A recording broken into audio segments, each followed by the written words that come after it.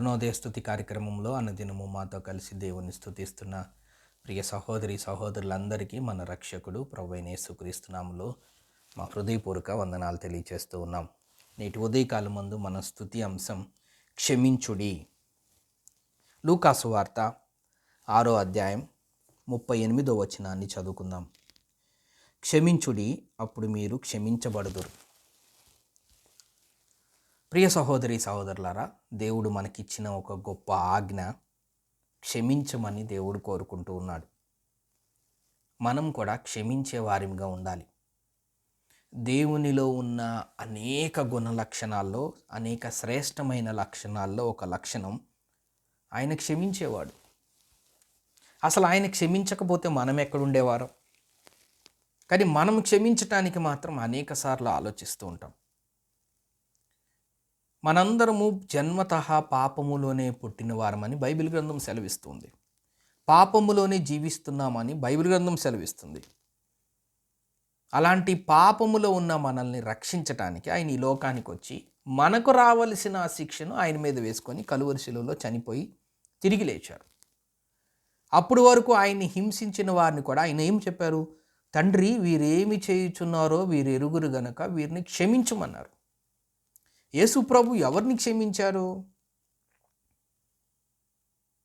తనను హింసించిన వారిని క్షమించాడు. ఏ స్థితిలో ఉండి క్షమించారు? సిలువమాను మీద ఉండి క్షమించాడు.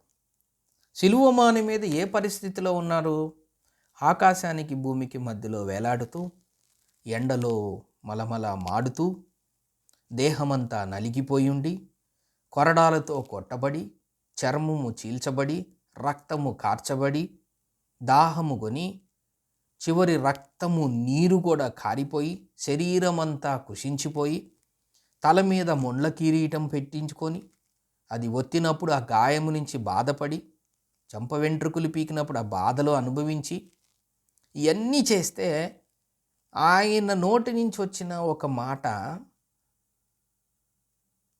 వేరే వాళ్ళని ఎవరినో జనరల్గా చనిపోయే ముందు చెప్పేయి, వాళ్ళ దగ్గర ఉన్నో శ్రేయోభిలాషులను ఎవరైనా మనుషులు చనిపోతుంటే చివరిగా వాళ్ళ కుటుంబ సభ్యుల్ని, వాళ్ళకి ఇష్టమైన వాళ్ళని పిలిచి మాట్లాడతారు. చివరి చనిపోయేటప్పుడు వాళ్ళు చాలా వేదనతో హృదయ లోతుల నుంచి మాట్లాడతారు. అప్పుడు కూడా అబద్ధాలు చెప్పరు, ఒకవేళ అబద్ధం చెప్పే అలవాటు ఉన్న వాళ్ళైతే. ఎందుకంటే వాళ్ళకి తెలిసి ఆ చివరి క్షణాలు విలువైన మాటలు పలుకుతారు. వాళ్ళకి కనుక ఇంకా కొన్ని క్షణాల్లో నేను చనిపోతున్నానని తెలిస్తే వాళ్ళు పలికే చివరి మాటలు వాళ్ళ జీవితకాలం మొత్తం చాలా విలువైన మాటలు. ఇంకొక విషయం ఏంటంటే, ఆ మనిషి చనిపోయిన తర్వాత వాళ్ళ కుటుంబ సభ్యులు, శ్రేయోభిలాషులు ఆయన జీవితం అంతా మాట్లాడిన దానికన్నా ఆయన జీవిత చివరి దినాల్లో ఆ చనిపోయే ముందు మాటిన పలుకులు మాత్రం వాళ్ళ హృదయాల్ని అత్తుకుంటాయి, వాళ్ళ హృదయాలను గుచ్చుకుంటాయి, వాళ్ళ జీవితాలను వాటిని ప్రభావితం చేస్తాయి. వాళ్ళ జీవితాల్లో ప్రతి నిమిషము వాటిని వాళ్ళకి అవి గుర్తొస్తూనే ఉంటాయి.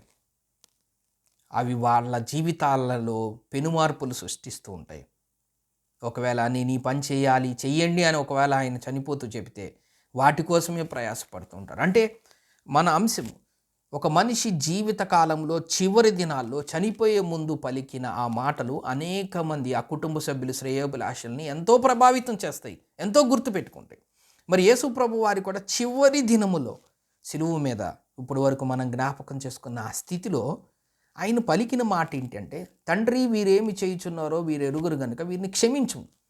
ఆయన కుటుంబ సభ్యులను, బంధువులను, లేదంటే ఆయన పుట్టినప్పుడు ఆయన ఇంటి పక్కన వాళ్ళు, ఆయనతో గొడవైన వాళ్ళని, ఇట్లాంటి వాళ్ళని ఆయన క్షమించట్లా.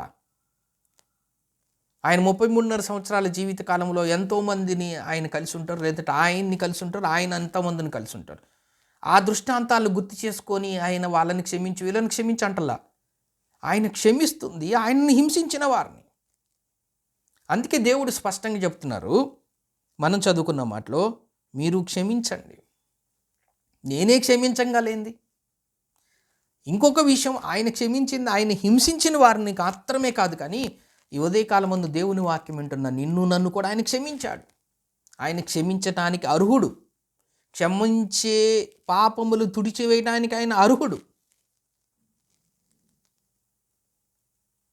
ఆయన మనల్ని క్షమించకపోతే మనం నరకానికి వెళ్ళేవాళ్ళం,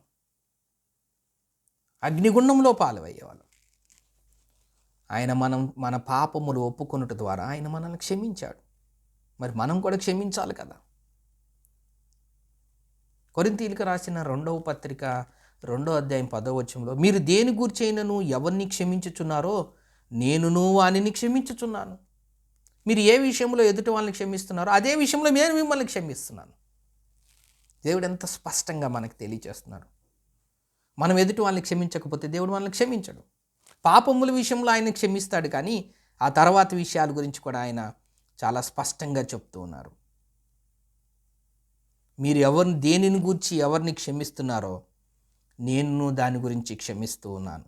ఎఫెసీయులకు రాసిన పత్రిక 4వ అధ్యాయం 32వ వచనంలో చూస్తే, ఒకని ఎడల ఒకడు దయ కలిగి కరుణాహృదయులై క్రీస్తునందు దేవుడు మిమ్మును క్షమించిన ప్రకారం మీరును ఒకరినొకరు క్షమించుడి. ఒకని ఎక్కడ ఒకడు దయ కలిగి కరుణాహృదయులై క్రీస్తునందు దేవుడు మిమ్మును క్షమించిన ప్రకారం, దేవుడు మనల్ని క్షమించిన ప్రకారం మనము కూడా ఒకరినొకరు క్షమించాలి. అందుకే దేవుడు ఇక్కడ సెలవిస్తున్న మాట, క్షమించుడి అప్పుడు మీరు క్షమించబడుదురు. మనం క్షమించకుండా ఆయన మనల్ని క్షమించాలనుకోవటం స్వార్థమవుతుంది.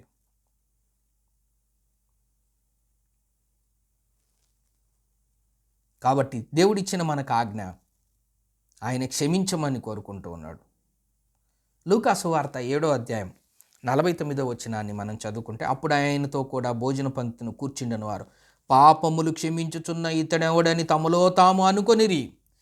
యేసు ప్రభువుని గురించి మాట్లాడుతున్నారు. పాపములు క్షమించబడును అని చెప్పిన ఇతనికి ఎవరికి అధికారం అంటే ఆయనకి అధికారం ఉంది. వాళ్ళకి తెలియదు ఆయన యొక్క అధికారం. ఆయన దేవుడని, ఆయన దేవుడే మానవుడిగా వచ్చాడని వాళ్ళకి తెలియక ఆయన క్షమిస్తూ పోతూ ఉంటే అనేక మందిని వాళ్ళు అంటున్నారు, క్షమించటానికి అధికారం దేవునికి మాత్రమే. అదే మాటని దేవుడు అక్కడ జ్ఞాపకం చేస్తున్నాడు. లూకా సువార్త 5వ అధ్యాయం 24వ వచనం, అయితే పాపములు క్షమించుటకు భూమి మీద మనుష్య కుమారునికి అధికారము కలదు. ఆయన పాపములు క్షమించటానికి అధికారం కలిగిన వాడు. అందుకే దేవుడు చెప్తున్నాడు, మీరు క్షమించండి అప్పుడు మీరు కూడా క్షమించబడతారు. దేవుడు ఎంతోమందిని క్షమించాడు. మార్కు సువార్త 11వ అధ్యాయం 26వ వచనంలో, అప్పుడు పరలోకమందున్న మీ తండ్రియు మీ పాపములు క్షమించును. పరలోకమందున్న తండ్రి మన పాపములు ఎప్పుడు క్షమిస్తాడంటే మనం కూడా ఎదుటివారి పాపములు క్షమించినప్పుడు. ఆయన మన పాపములు క్షమించటానికి ఆయన సిద్ధంగా ఉన్నాడు. ఆల్రెడీ మనల్ని క్షమించాడు, ఆయన రక్తంలో మనల్ని కడిగాడు. మనం కూడా అట్టి ఆజ్ఞను అందిపుచ్చుకొని అనేక మందిని మన జీవితాల్లో క్షమించేవారిగా ఉండాలని ఈ లేఖన భాగం ద్వారా జ్ఞాపకం చేసుకుంటూ ఉన్నాం. దేవుడి కొన్ని లేఖన భాగాలు మన కొరకు దీవించునుగాక. ప్రార్థన చేసుకుందాం. ప్రేమగల తండ్రి, నమ్మకమైన మా దేవ, మీకు స్తోత్రం, వందనములైనా. క్షమించండి అప్పుడు మీరు క్షమించబడదనన్నారు. అట్టి ఆజ్ఞను మా జీవితాల్లో మేము అలవరుచుకొని ముందుకు సాగే కృపను దయచేయమని యేసు నామమున స్తోత్రం చెల్లించి ప్రార్థన చేస్తున్నాం తండ్రి. ఆమేన్.